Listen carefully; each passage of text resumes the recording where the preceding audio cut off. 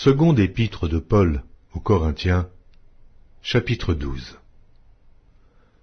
Il faut se glorifier, cela n'est pas bon.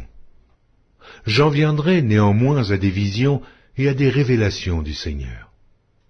Je connais un homme en Christ qui fut, il y a 14 ans, ravi jusqu'au 3e ciel. Si ce fut dans son corps, je ne sais. Si ce fut hors de son corps, je ne sais. Dieu le sait. Et je sais que cet homme, si ce fut dans son corps ou sans son corps, je ne sais, Dieu le sait, fut enlevé dans le paradis, et qu'il entendit des paroles ineffables, qu'il n'est pas permis à un homme d'exprimer. Je me glorifierais d'un tel homme, mais de moi-même, je ne me glorifierais pas, sinon de mes infirmités. Si je voulais me glorifier, je ne serais pas un insensé, car je dirais la vérité. Mais je m'en abstiens, afin que personne n'ait à mon sujet une opinion supérieure à ce qu'il voit en moi ou à ce qu'il entend de moi.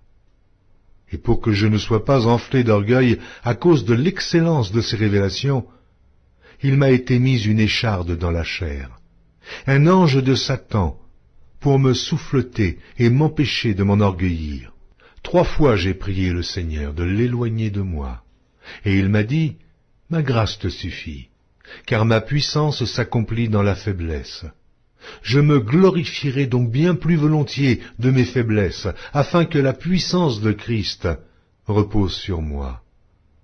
C'est pourquoi je me plais dans les faiblesses, dans les outrages, dans les calamités, dans les persécutions, dans les détresses, pour Christ. Car quand je suis faible, c'est alors que je suis fort.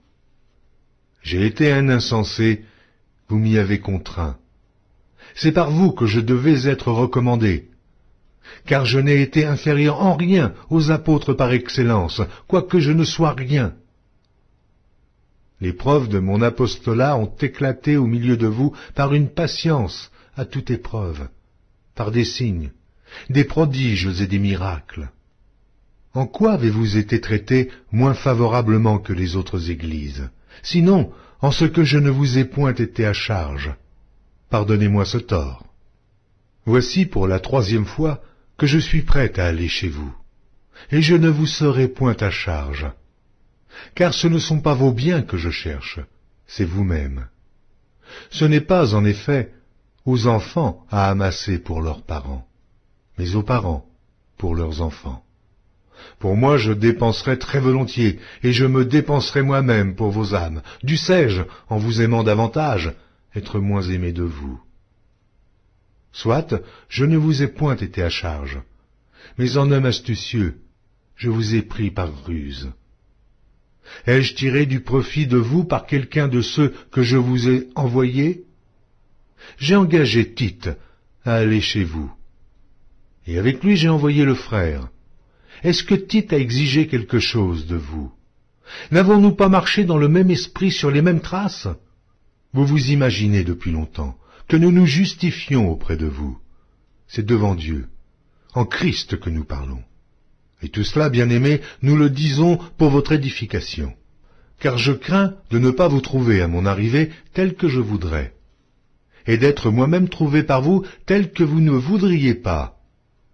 Je crains de trouver des querelles, de la jalousie, des animosités, des cabales, des médisances, des calomnies, de l'orgueil, des troubles. Je crains qu'à mon arrivée, mon Dieu ne m'humilie de nouveau à votre sujet, et que je n'aie à pleurer sur plusieurs de ceux qui ont prêché précédemment et qui ne se sont pas repentis de l'impureté, de l'impudicité, et des dissolutions auxquelles ils se sont livrés.